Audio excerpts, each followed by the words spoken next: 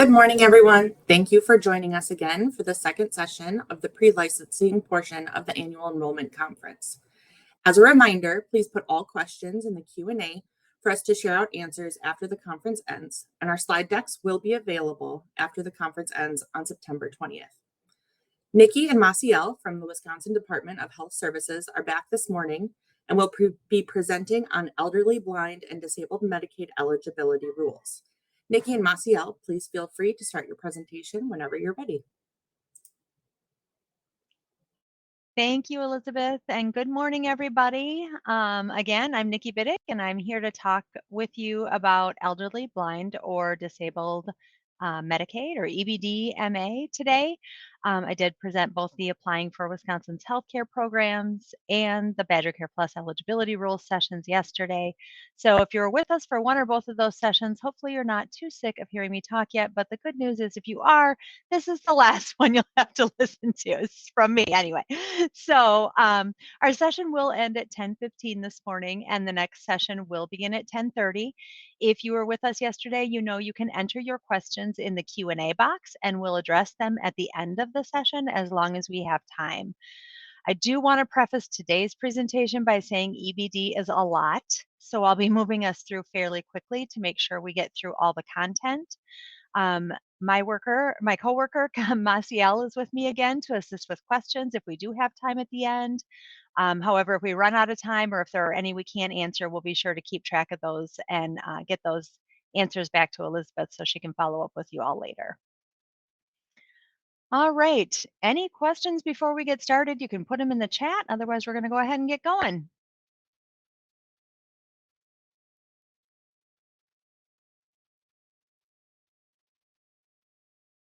All right, the agenda for today includes going over the purpose of this training and overview of Medicaid, including the non-financial and financial rules, as well as the sub-programs of Medicaid, and then finally some resources. I do see one question that just says, can we get the PowerPoint ahead of time? I believe Elizabeth said in her opening remarks that PowerPoints will be available and will be sent after the conference ends. I believe she said on the 20th.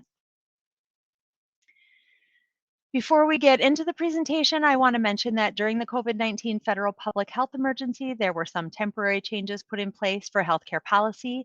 We're in the process of unwinding those policies.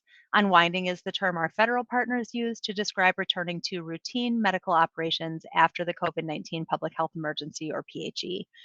During the PHE, we maintained continuous coverage in which Badger Care Plus and Medicaid members remained eligible unless they passed away, moved out of state, or asked to disenroll. They were not required to complete redeterminations of their eligibility during this time, and we temporarily suspended premiums, MAP work requirements, and a requirement for childless adults to answer a question about treatment needs for substance abuse. Our current status of unwinding is that new applicants who apply for Badger Care Plus or Medicaid on or after April 1st, 2023 do not have continuous coverage. For existing members who enrolled prior to April 1st, 2023, we must maintain that continuous coverage for them until a full redetermination of eligibility, which in most cases will occur at their next renewal. Renewals for those existing members for whom we must maintain continuous coverage were distributed evenly over a 12-month period from June 2023 through May 2024. Premiums and MAP work requirements will be reinstated starting January 1st, 2024. The information provided in the training today does not include the temporary rules, but you may hear me mention them during the presentation, so I wanted to make you aware of them and where we're at in the unwinding process. The purpose of this training is to provide navigators, certified application counselors or CACs, partners, agents, and brokers with an overview of the eligibility rules for EBD Medicaid programs. As a reminder, again, we discussed applying for Wisconsin's healthcare programs and eligibility rules for Badger Care Plus yesterday, so we won't be talking about how to apply for EBD Medicaid since we did already discuss that yesterday. Medicaid for the elderly, blind, or disabled, or EBD Medicaid, covers adults age 65 and older and individuals who have been determined blind or disabled by the Disability Determination Bureau, or DDB. Many people will often confuse Medicaid with Medicare. Medicaid is a joint federal and state program that provides high quality healthcare coverage, long term care, and other services to over 1 million Wisconsin residents, and is the topic of our conversation today. Medicare is a health insurance program administered by the federal government and divided into 5 parts. Part A, which provides coverage for hospitalization and skilled nursing facilities. Part B, which covers such things as doctor visits. Part BID, which covers immunosuppressive drugs for those without other health coverage. Part C, Medicare Advantage, which is a supplemental coverage sold by private companies. You may have heard of Part C also being referred to as Medigap. And Part D, which provides prescription drug coverage. Again, Medicaid and Medicare are 2 different programs, and we're discussing Medicaid today. So let's first take a look at an overview of EBD Medicaid. As I mentioned yesterday, please keep in mind that this training provides an overview of the eligibility factors that will be considered for EBD Medicaid. It's not intended as a training on how to determine eligibility. Only income maintenance or IM agencies can determine eligibility for most programs. More information about specific programs and policies can be found in the Medicaid Eligibility Handbook, or MEH, which you can find by following the first link shown on this slide. The policies described in this training are subject to change. Updates are available a couple of ways. The second link shown on this slide is a biweekly stakeholder call series hosted by DHS to provide information about eligibility policy updates and rule changes affecting Wisconsin's programs, such as food share and Medicaid. And then the last link on this slide, which was also given yesterday, takes you to a site where you can sign up to receive email updates regarding DHS programs and services. Full benefit EBD Medicaid includes many different programs. We'll start by giving you some basic information on those programs, and then we'll get into more detailed information about each one in a bit. Supplemental Security Income, or SSI Medicaid, is for people who are getting federal Supplemental Security Income, or SSI, payments. Individuals receiving SSI are automatically eligible for Medicaid, and they don't need to apply for Medicaid through the IM agency. SSI-related Medicaid is the basic EBD Medicaid program for people who are age 65 or older, blind, or disabled, but who are not getting SSI. A Medicaid deductible allows people who are above the income limit for SSI-related Medicaid to become eligible for Medicaid after they have met a deductible. Excuse me. Special status Medicaid is for people who once received SSI but no longer do, and with a special disregard, still meet the criteria for Wisconsin's SSI related Medicaid. Medicaid Purchase Plan, or MAP, is for individuals with a disability who are working or want to work. MAP has higher income and asset limits than SSI related Medicaid and may require a premium payment. The Katie Beckett program is for children with disabilities living at home, in a foster care setting, or in another eligible community-based setting who require an institutional level of care. Because only the child's income is counted, it allows some children with special needs to qualify for Medicaid, even with higher family income. Wisconsin Well Woman Medicaid, WWWMA, is for women under age 65 who need treatment for breast or cervical cancer or certain precancerous conditions. Institutional Medicaid is for elderly, blind, or disabled people who are living in a nursing home, hospital, or other institution. And home and community waiver programs enable elderly, blind, or disabled people to receive long-term care services and supports in their own homes or in the community rather than an institution. There are also some limited benefit Medicaid programs. Individuals eligible for these programs have limited coverage, not full benefit coverage. Emergency services covers services needed for the treatment of an emergency medical condition if the individual meets all program rules except for being a U.S. citizen or having a qualifying immigration status. Senior care is a prescription drug assistance for individuals who are age 65 or older.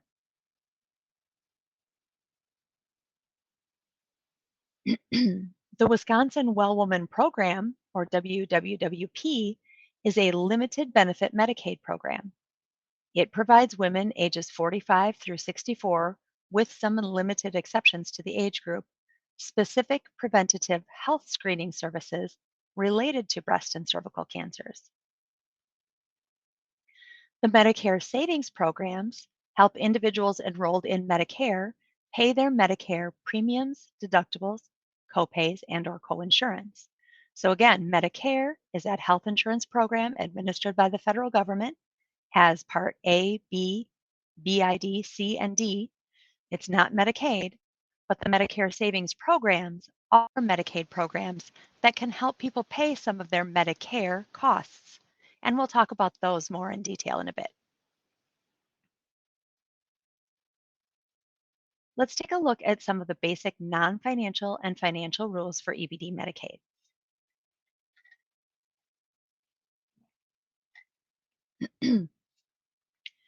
Individuals must be elderly, which is 65 or older for Medicaid, or have been determined blind or disabled by the Disability Determination Bureau, or DDB, to be eligible for EBD Medicaid. As a note, some individuals may be eligible for what's called a presumptive disability determination. Presumptive disability is a method for temporarily determining a disability for an individual, while a formal disability determination is being done by the DDB. We're not going to be diving into presumptive disability information this morning, but I wanted to mention it because people often confuse presumptive disability with presumptive eligibility when they're two different things. Remember, we discussed presumptive eligibility yesterday. That was that express temporary enrollment into Badger Care Plus or Family Planning Only services based on the presumption of eligibility for those programs. Presumptive disability information can be found in Medicaid Eligibility Handbook, Chapter 5. While presumptive eligibility information can be found in Badger Care Plus Handbook, Chapter 40.2. All right, so individuals must be elderly, blind, or disabled to be eligible for EBD Medicaid. They must also be a Wisconsin resident, and they must also be a citizen or qualifying immigrant. Additionally, individuals must provide a Social Security number with a few exceptions. They must supply the required information and verification within the required time frame. And they must pay premiums or cost sharing if required by the specific program. Most EBD Medicaid subprograms have an income limit and an asset limit, but they do vary by program. Income limits for some EBD subprograms are based on the federal poverty level, or FPL, while others are based on the SSI federal benefit rate, or FBR. All limits are federally determined, and most are adjusted, usually increased, yearly. Current FPL amounts for EBD Medicaid can be found at the link shown on this slide. Most subprograms count the income and assets of the member and their spouse. There are some exceptions that apply to children with disabilities, though. Children are not subject to an asset test, and in some cases, parents' income is not counted or is only partially counted. Countable income for EBD Medicaid includes, but is not limited to, gross earned income, self-employment earnings, Social Security income, retirement benefits, unemployment insurance, income from trusts, interest and dividend income, child support, and alimony. Income types and rules are outlined in the Medicaid Eligibility Handbook, or MEH, Chapter 15. Countable assets for EBD Medicaid include, but aren't limited to, cash, checking, and savings accounts, stocks, bonds, and certificates of deposits or CDs, non-home real property, some vehicles, some trusts, some life insurance policies, some burial assets, some annuities, some loans, and some reverse mortgages. Asset types and rules are outlined in MEH Chapter 16.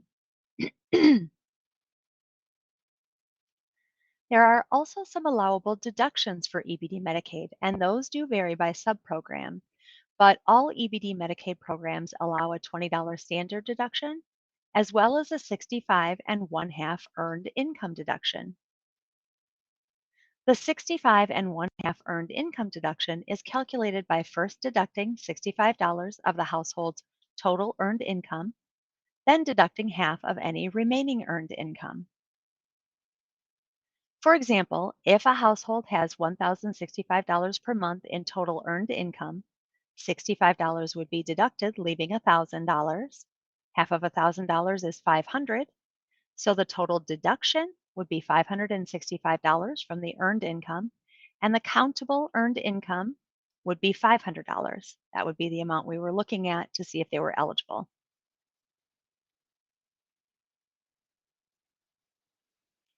There are subprogram specific deductions as well. So depending on the subprogram being determined, some examples of those subprogram specific deductions include support payments, court-ordered attorney or guardian fees, impairment-related work expenses, and medical and remedial expenses. And we're going to take a closer look at some of these subprogram specific deductions when we take a closer look at those programs in a bit. All right, that brings us to our first poll question. Which of the following individuals may be non-financially ineligible for EBD Medicaid based on the information given? Janice, a 44-year-old who has been determined disabled by DDB, Edgar, age 68, Penelope, age 70, living in her home in Minnesota, or Ricardo, a 24-year-old who has been determined blind by DDB. Again, which of the following individuals may be non-financially ineligible for EBD Medicaid based on the information given?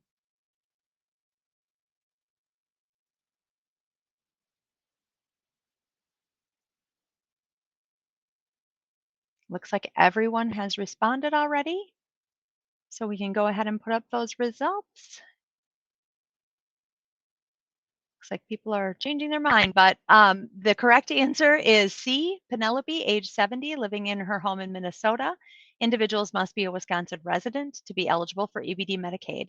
Since Penelope is a Minnesota resident, she would not be eligible.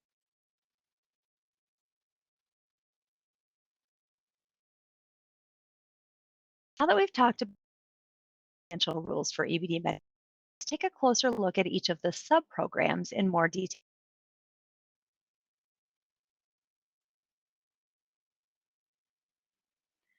First, let's talk about SSI Medicaid. The federal SSI program cash benefits to people who have little to no income or assets who are 65 or older, blind, or disabled.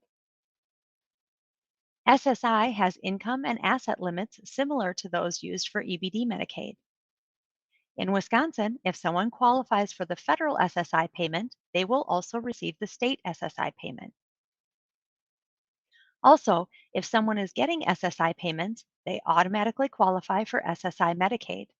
This means they do not have to apply for Medicaid separately, and their eligibility for Medicaid is not determined by the IM agency. SSI Medicaid is a full benefit Medicaid program.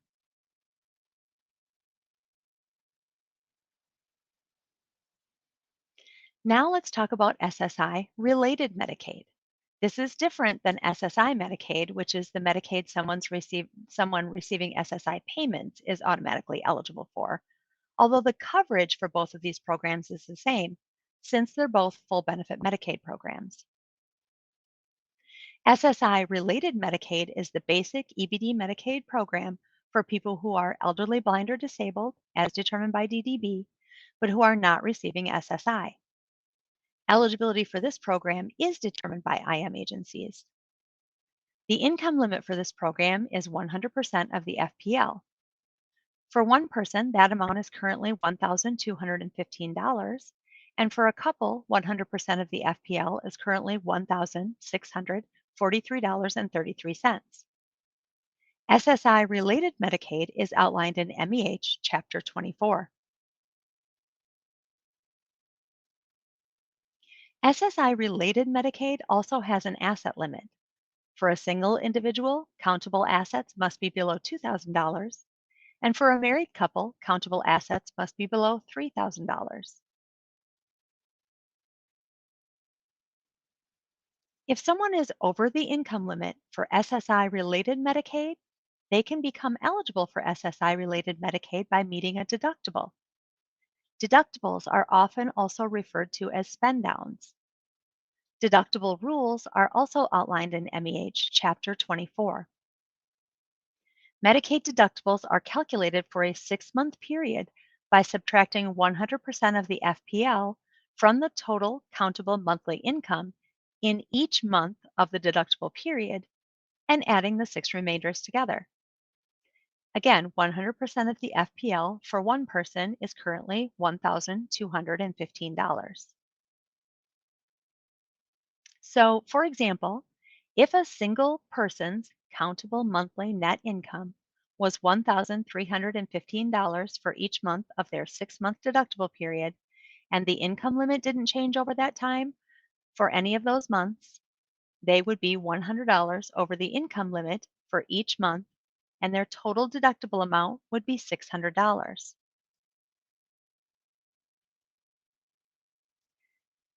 Now, there are several ways to meet a deductible.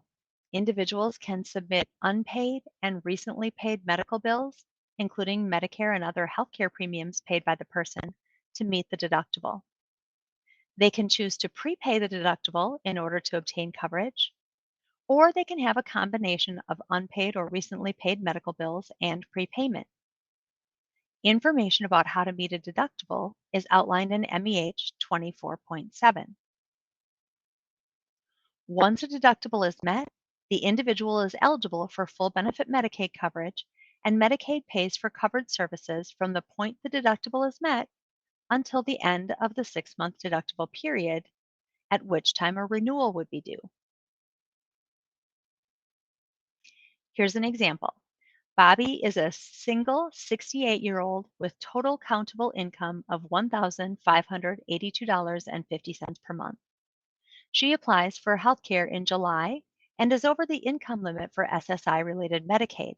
So the IM agency calculates a deductible period for her from July to December, a period of 6 months. Since Bobby's income was the same for all 6 months, and since the income limit also remained the same for all 6 months, the total amount she is over the income limit for each month won't change and is $367.50 for each month. So the total amount of her 6-month deductible is $2,205. This is the amount she must meet before she can be eligible for Medicaid. On July 6th, Bobby has outpatient surgery and has unpaid medical bills that she does not anticipate any other entity to cover, totaling $3,500 from the procedure. She submits proof of these bills to the IM agency to meet the deductible.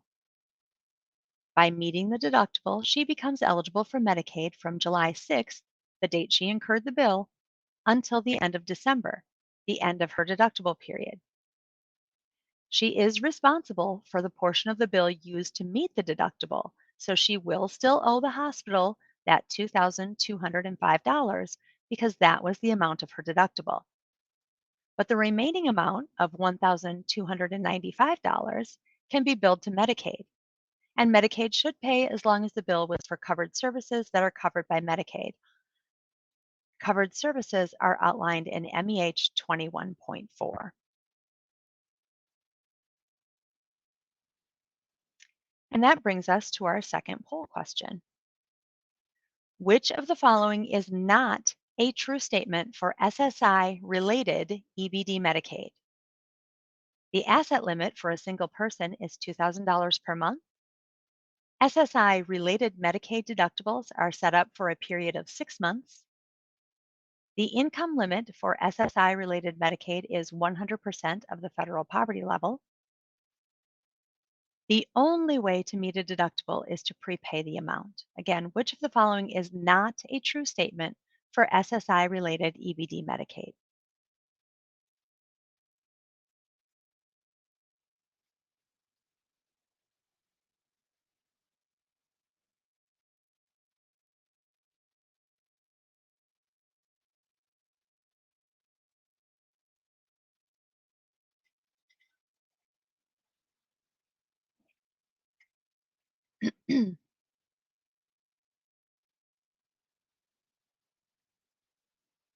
All right. Looks like most of you have gotten the correct answer. Great job, everybody.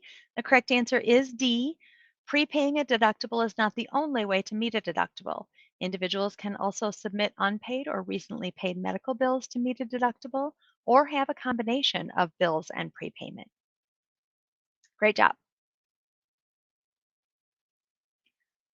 Next, let's talk about the Medicaid Purchase Plan, or MAP.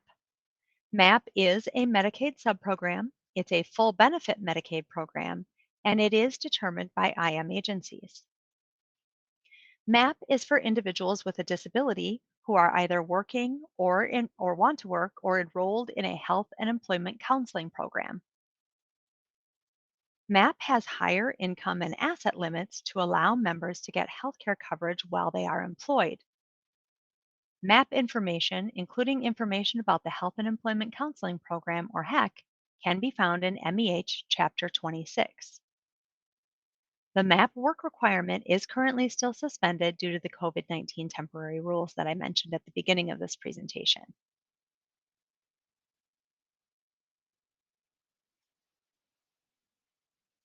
The income limit for MAP is 250% of the FPL based on a household that includes the member's spouse, and the member's minor dependent children. Stepchildren are not included in the household size. For example, if Fred was applying for MAP for himself only and his household included himself, his spouse's minor child with someone else, and a minor child in common, Fred would be a household size of 3, and his income limit for MAP would be $5,179.18 a month.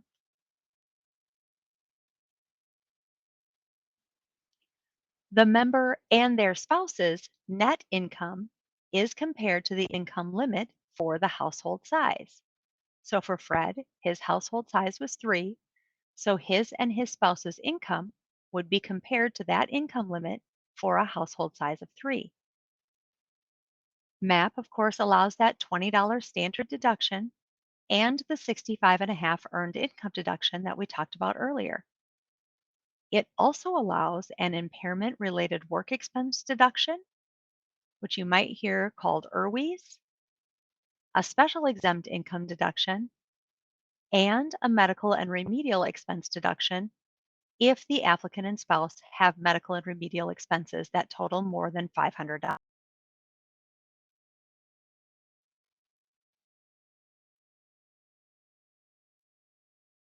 Premiums for members' income only. If the member's gross income exceeds 100% of the FPL for a group of 1, and currently that then a due to the COVID rules at the beginning of the presentation. Finally, the asset limit for MAP is $15,000, and only the member's assets are counted, which would include joint assets owned by someone else, them and someone else. So the household size includes the member, their spouse, and minor children of the member only. Net income includes the member and their spouse's income with allowable deductions. Premiums are charged based on only the member's income and are currently still suspended. and only the member's assets and joint assets are counted.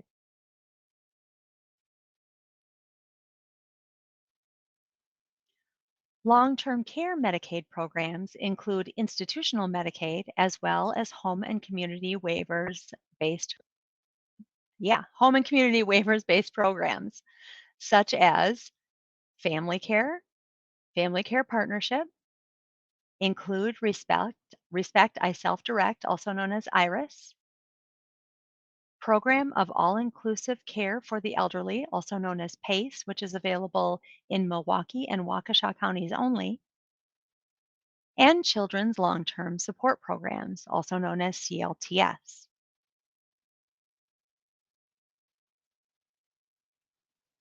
Institutional Medicaid is Medicaid for elderly, blind, or disabled individuals who are living in a nursing home, hospital, or other medical institution. Eligibility for this program is determined by IM agencies, and the individual must have either resided in a medical institution for 30 or more consecutive days or be likely to reside in a medical institution for 30 or more consecutive days as attested to by the medical institution in order to be eligible for institutional Medicaid.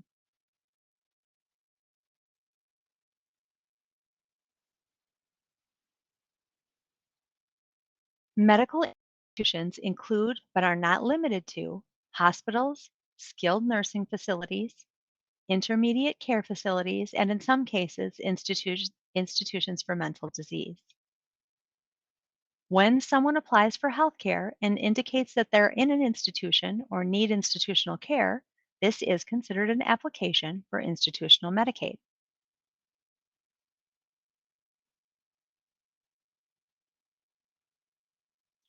Financial rules for institutional Medicaid include eligibility and cost sharing, which are determined based on income, assets, the cost of care for the medical institution, and other qualifying expenses.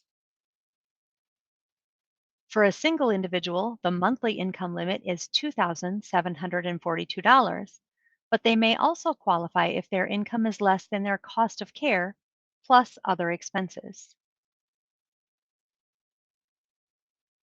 For a single individual, the asset limit is $2,000.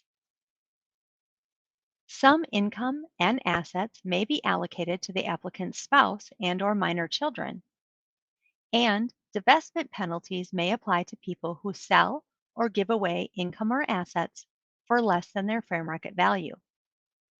Divestment penalties are periods of ineligibility for long-term care services based on the amount divested or given away.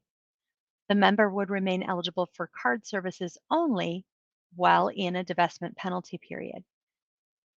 Card services are outlined in MEH 21.4.1.1.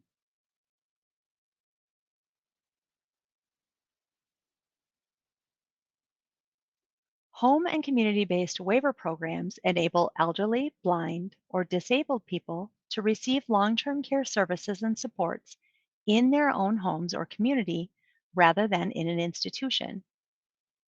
Individuals must be eligible for a full benefit Medicaid program or long-term care waiver Medicaid to be enrolled in a home and community-based waiver program. Individuals must meet a certain level of care called a nursing home level of care as determined by the Aging and Disability Resource Center, or ADRC. Individuals must contact the ADRC for enrollment counseling and to have their level of care determined.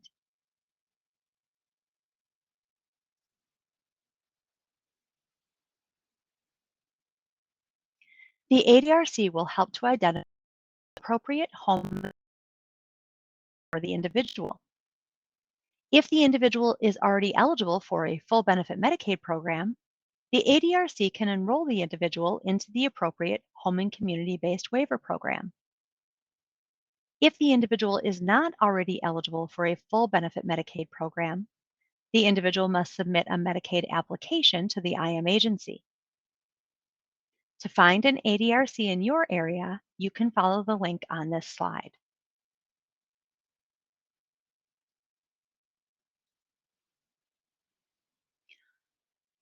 Long-term care waiver Medicaid is a specific form of full benefit Medicaid used to enroll individuals in a home and community-based waiver program when they're not eligible for any other form of full benefit Medicaid. Individuals must be elderly, blind, or disabled to be eligible for long-term care waiver Medicaid. Remember, on the last slide, we said individuals already eligible for a full benefit Medicaid program could be enrolled in a home and community-based waiver program by the ADRC. But if they weren't already eligible, a Medicaid application would need to be submitted to the IM agency. The IM worker then determines eligibility for full benefit Medicaid.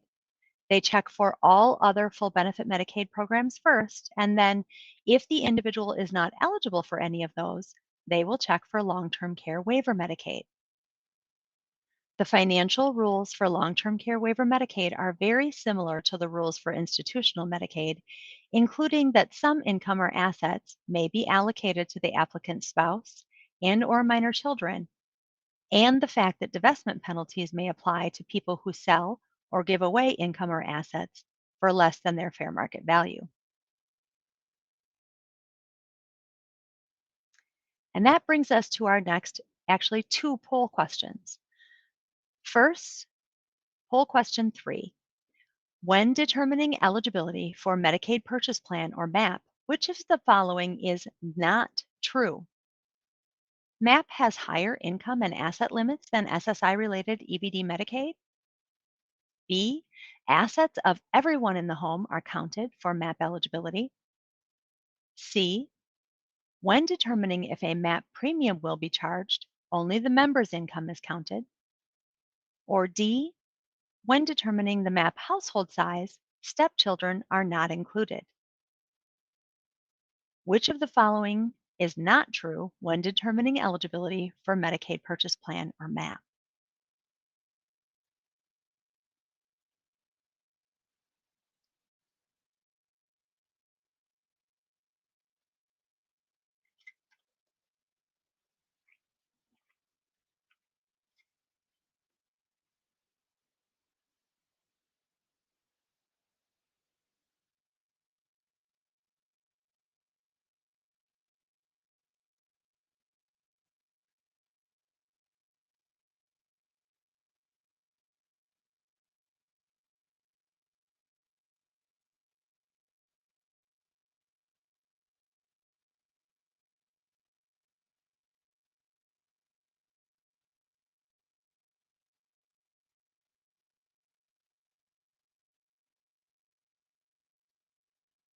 All right.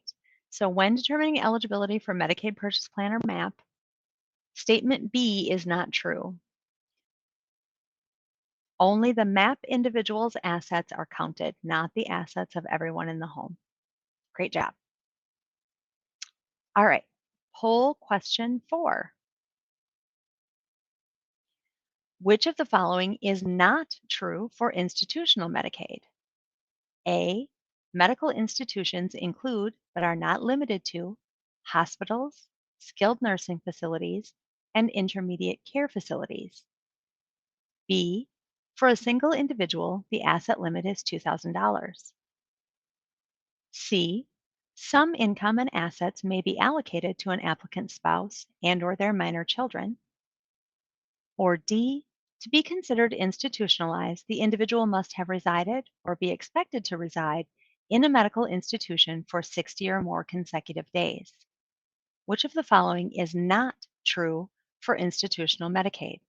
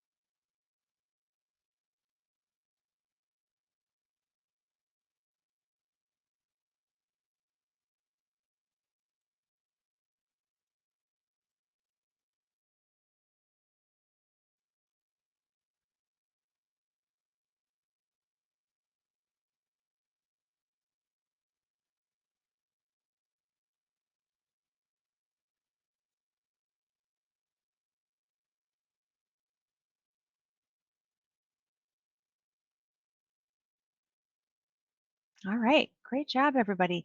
The correct answer is D. To be considered institutionalized, the individual must have resided or be expected to reside in a medical institution for 30 or more consecutive days, not 60 days. Awesome. All right, now let's talk about Medicare savings programs in a little more detail. Again, as a reminder, Medicare is not Medicaid. Medicare is that health insurance program run by the federal government that has five parts: A, B, BID, C, and D.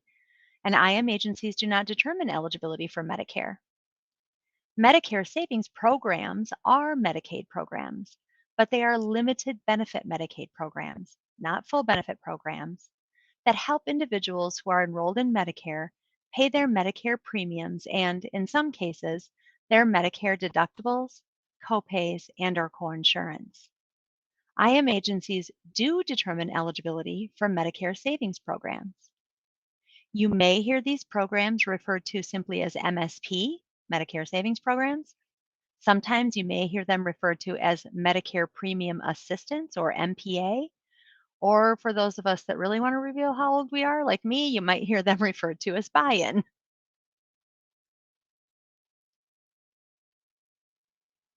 There are four types of Medicare savings programs. The first is Qualified Medicare Beneficiary, also known as QMB or QUIMB. To be eligible for QUIMB, the individual must be entitled to Medicare Part A or Part BID. The income limit is 100% of the FPL for a group size of 1 or 2, and the asset limit is $9,090 for a single individual and $13,630 for a married couple. If someone is eligible for QUIMB, QUIMB Medicaid pays their Medicare Part A, Part B, and or Part BID premiums, although most people don't have a premium for Part A, and also pays their Medicare deductibles, copays, and coinsurance. Also, QMB is the only Medicare savings program where the member will get a forward health card if they're eligible to use when paying for those Medicare deductibles, copays, and coinsurance. That can sometimes confuse members. They think because they have a forward health card, they must be eligible for full benefit Medicaid, but that's not true if they only have QMB eligibility.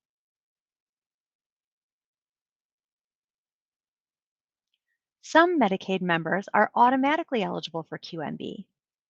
People eligible to receive SSI are automatically eligible for QMB. So people receiving SSI are automatically eligible for Medicaid, so they don't need to submit an application to IM for their Medicaid, and they're automatically eligible for QMB, so they don't need to submit an application to IM for Medicare savings programs either. Some Medicaid members who once received SSI but no longer do are also automatically eligible for QMB, including 503 assistance groups and disabled adult child or DAC assistance groups. Both of these are special status Medicaid, and you can find more about them in MEH 25.1 and 25.2.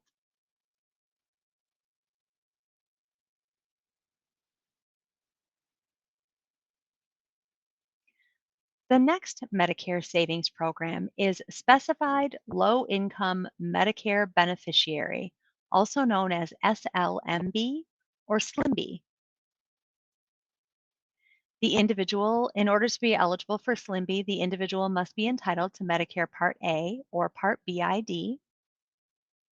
The individual income limit is 120% of the FPL for a group size of 1 or 2, and the asset limit is $9,090 for a single individual and $13,630 for a married couple. If someone is eligible for SLIMB, SLIMB Medicaid will pay their Medicare Part B or Part BID premiums only.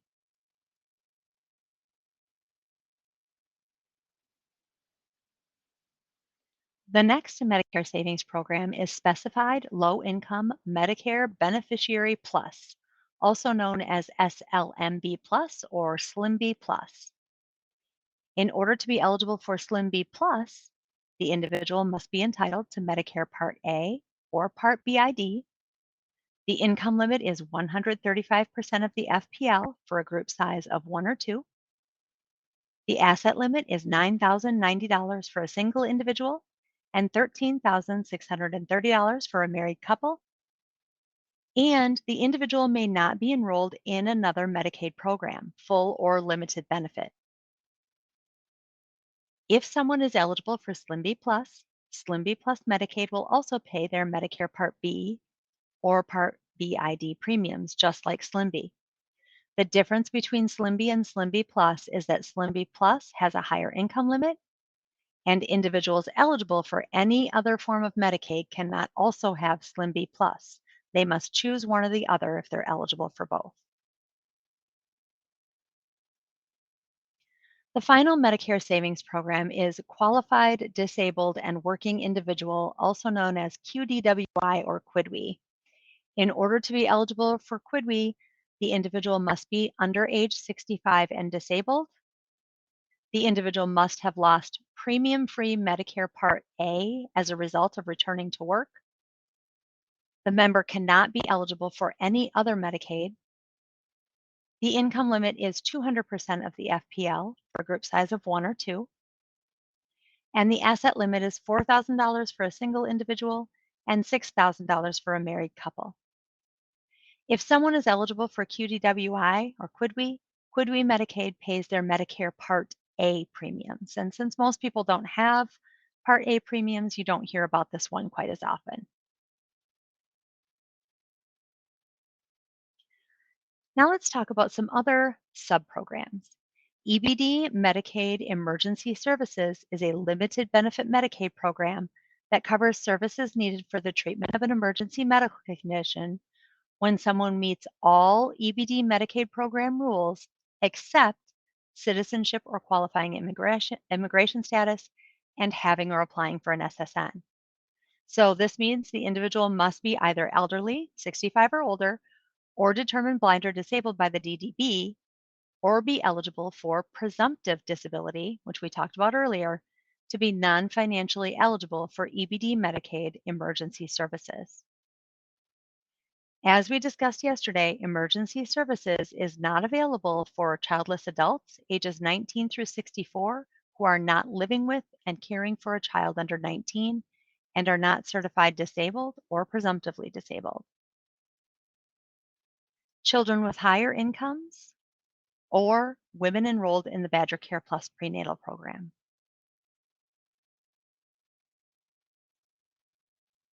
While emergency services applications are processed by IM agencies, it's not the responsibility of the IM agency to determine if the applicant's condition is or was an emergency condition and reimbursable under EBD Medicaid emergency services. It is the IM agency's responsibility to manually determine if the non-qualifying immigrant meets all eligibility requirements during the dates of service and certify if they are eligible for emergency services. Medical providers who have treated a non-qualifying immigrant for emergency services may complete the Certificate of Emergency for Non-U.S. Citizenship Form F01162 to verify that the services provided were to treat an emergency medical condition, and the patient can provide that to the local IM agency when applying for assistance, although the form is not required. Additionally, a provider's certification of emergency by completing that form F01162 does not guarantee reimbursement. When the medical provider submits the claim for emergency medical services to the fiscal agent determines if the condition is an emergency medical condition covered by emergency services. More information about emergency services can be found at the link shown on this slide.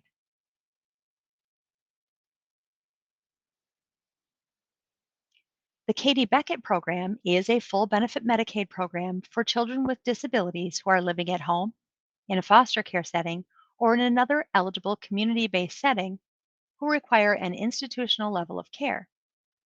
Because only the child's income is counted, it allows some children with special needs to qualify for Medicaid, even with higher family income. Applications for Katie Beckett program are processed by DHS, not by the IM agency. More information about Katie Beckett can be found at the link shown on this slide. The Wisconsin Well Woman Program, or WWWP, is a limited benefit Medicaid program. It provides specific preventative health screening services related to breast and cervical cancer. Individuals can apply for the Wisconsin Well Woman Program through their county or tribal Well Woman Coordinating Agency. More information about the Wisconsin Well Woman Program can be found at the link on this slide. Wisconsin Well Woman Medicaid, or WWWMA, is a full benefit Medicaid program for women under age 65 who need treatment for breast or cervical cancer or certain precancerous conditions. So often women may be enrolled in the Wisconsin Well Woman program, which provides those preventative screenings, remember, and then if breast, cervical, or other precancerous conditions are found, they may then enroll in Wisconsin Well Woman Medicaid for treatment. Eligibility for Wisconsin Well Woman Medicaid is based on enrollment in the Wisconsin Well Woman Program, WWWP, or Family Planning Only Services, FPOS. So no separate income or asset test applies. Applications are processed by DHS, not by IM agencies. More information about Wisconsin Well Woman Medicaid can be found at the link shown on this slide.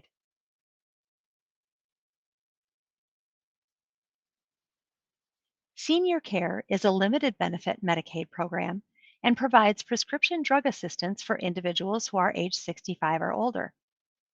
Applications for senior care are processed by DHS, not by the IM agencies. For more information about senior care, you can follow the link on this slide. And that brings us to our last poll question. Which of the following programs is not a full benefit Medicaid program? A, SSI-related EBD Medicaid. B, Medicaid Purchase Plan or MAP. C, Medicare Savings Programs or MSP. Or D, Well Woman Medicaid. Which of those programs is not a full benefit Medicaid program?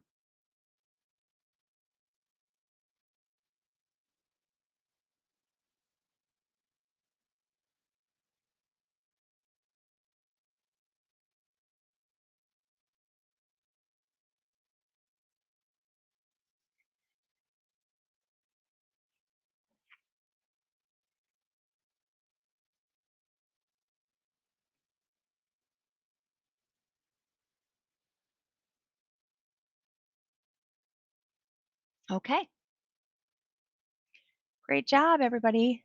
Medicare Savings Programs or MSPs are not full benefit Medicaid programs. MSPs help individuals who are enrolled in Medicare pay their Medicare premiums and, in some cases, deductibles, copays, and or coinsurance. All right, let's take a look at some additional resources. Online policy resources such as policy manuals, handbooks, forms, and directories can be found by following the first link on this slide, and the specific link for the Medicaid Eligibility Handbook is also shown here as the second link on this slide.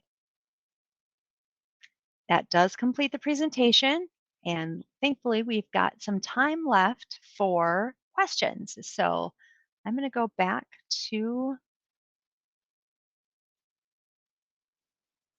the questions.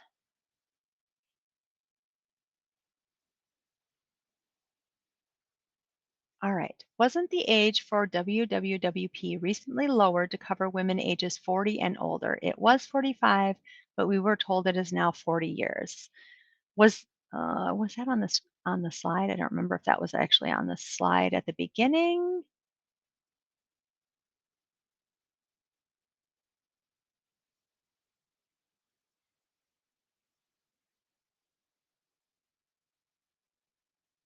Yep, it was. Let me double check.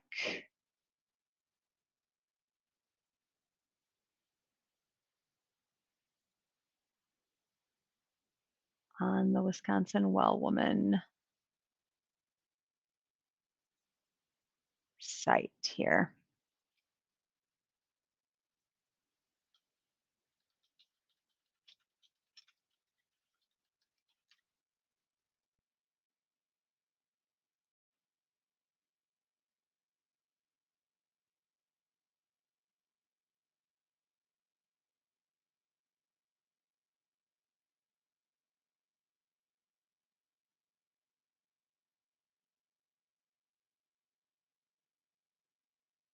Oh, you're right. It was lowered. Ages 40 to 64. Thank you for that. I will update my slides.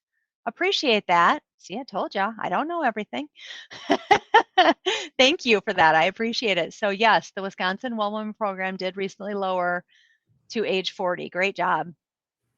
All right, next. Can you go over what the Part BID premiums are? That is really detailed information. Let me find there was an operations memo that came out about Part BID, and I'm going to give you that as your reference. And we can always follow up in the email box as well. Yeah, we've got 18 minutes left, so I think. Okay.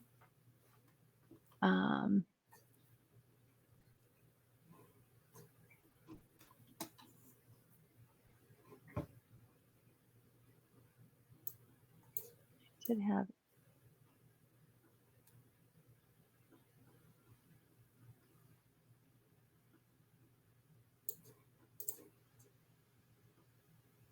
Let me go back here.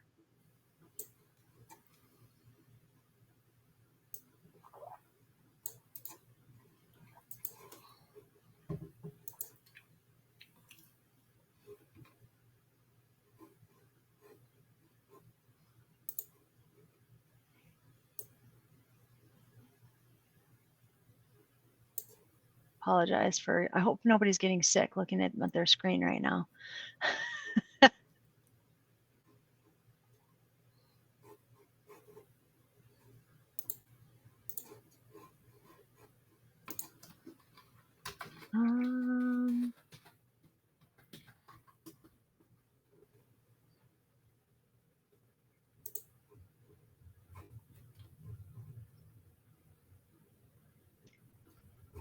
All right. So Medicare Part BID was announced with an operations memo.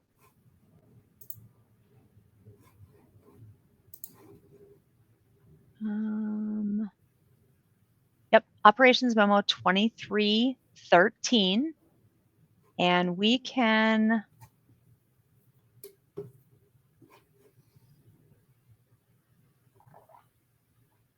I don't know if they put the actual Part BID premiums on there or not. No. Nope. They did not. So that is more of a Medicare question than a Medicaid question, but we can look that up later. We can see if we can find that information for you and get that to you. Let's go back to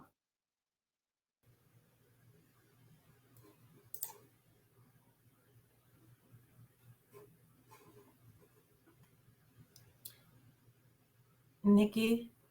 Yes. We were given information via Teams that Medicare Part B ID has the following costs. I don't know if this helps. So let me just read this. Monthly premiums, $97.10 for 2023, varies based upon income and deductible and co-insurance. I'm not sure if that helps. Okay, thank you. And I seem to have lost my. And Ellie, if you want, here. please feel free to email the inbox as well so we can really follow up with you directly.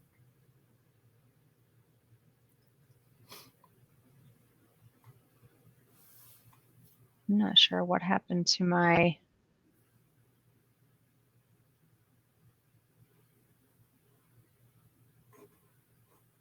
sorry.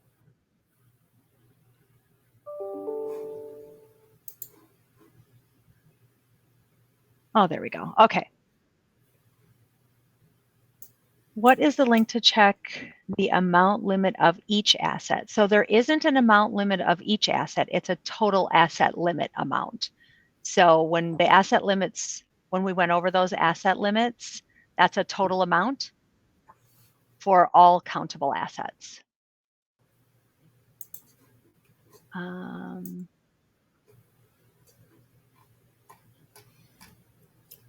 We were informed that with the Well Woman program that PAP test was recommended only to be done every 3 years. That's not a question I can answer. That's what's covered under that program. So that is not something that I have knowledge of, all the stuff that's covered under each program. Yeah, so benefit questions, definitely the inbox, we can help connect you with the right people. The Well Woman program is run by the Department of Health, Public Health, apologize. And we can certainly circle back with those subject matter experts to information.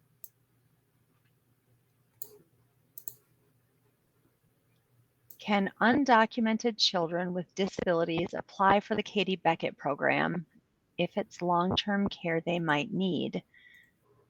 If it's long-term care,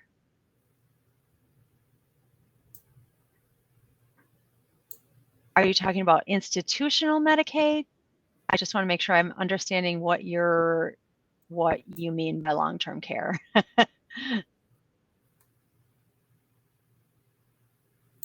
Anyone can apply for the Katie Beckett program, but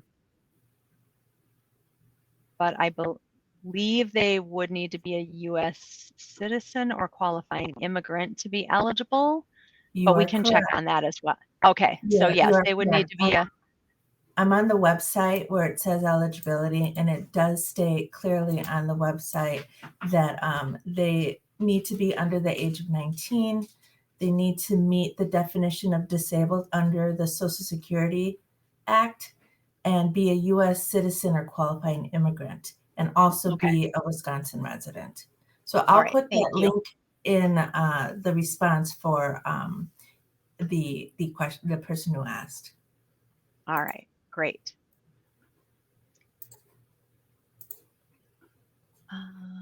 If it's less than 30 days, institutional Medicaid would not cover and person would have to pay out of pocket. Depends if they have any other coverage. If they're not expected to be institutionalized for 30 days or more, or if they aren't institutionalized for 30 days or more, then the institutional Medicaid would not cover, is correct. They wouldn't be eligible for institutional Medicaid. They have to either be in the institution for 30 days or more, or be expected to be in an institution for 30 days or more, as attested to by the medical institution, in order to be eligible for institutional Medicaid. So yes, they would either have to pay out of pocket. Maybe they have Medicare. Sometimes Medicare pays for the first so many days. So it would really depend on if they had any other coverage, but they would not be eligible for institutional Medicaid. Medicare Savings Program is like what some people refer to dual coverage.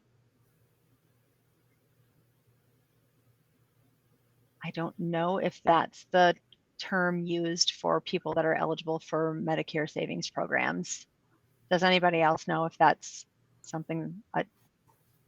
I think those for dual coverage are the example of the folks who are in the SSI managed care, where they have that SNP. But we can certainly take that back. I'm not an expert on that.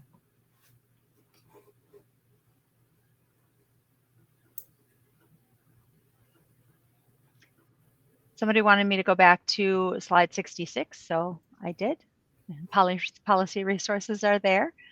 And then men screening colon cancer age 65 who are undocumented. I don't know what that means. I'm sorry.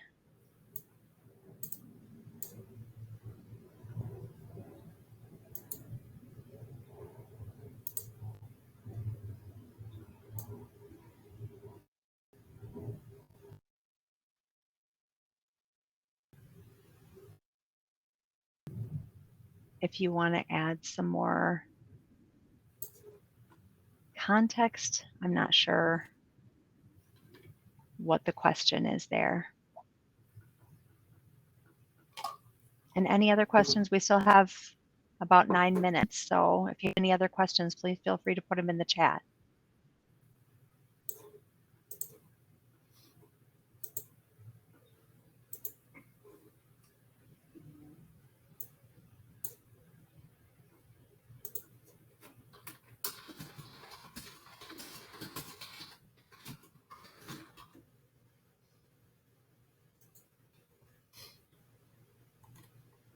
Okay. Any other questions before we?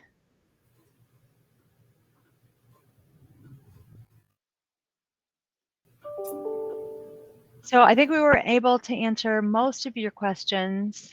Oh, going off what was asked, if a man who wants to screen for colon cancer age 65 is undocumented, is there a program for them? Program for men wellness age 65 who are undocumented. I would say we have to take that back. Obviously, we have limited services for those who don't qualify for regular Medicaid and so far and so forth. And I do understand that federally qualified health centers usually have an arrangement with the local hospitals to help those who are in need. So definitely would have to take that back. On my part, Nikki, I don't know if you found anything. Yeah, no, I don't know the answer to that question either. So Angel, please feel free to email the inbox and we'll go ahead and see what we can share. Absolutely.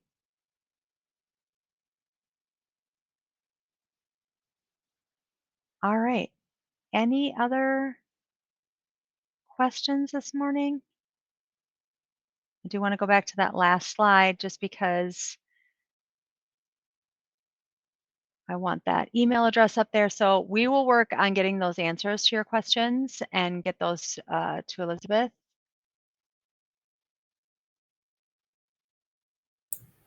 And for any new questions you might have, feel free to send them into the Forward Health Partner inbox at the address shown on this slide as well. We're always happy to try to find resources or connect you with the people that do know the answers to your questions. So thank you all again this morning for your time and attention. It's really been my pleasure to spend time with you the last couple days, and I hope you have a great rest of your day.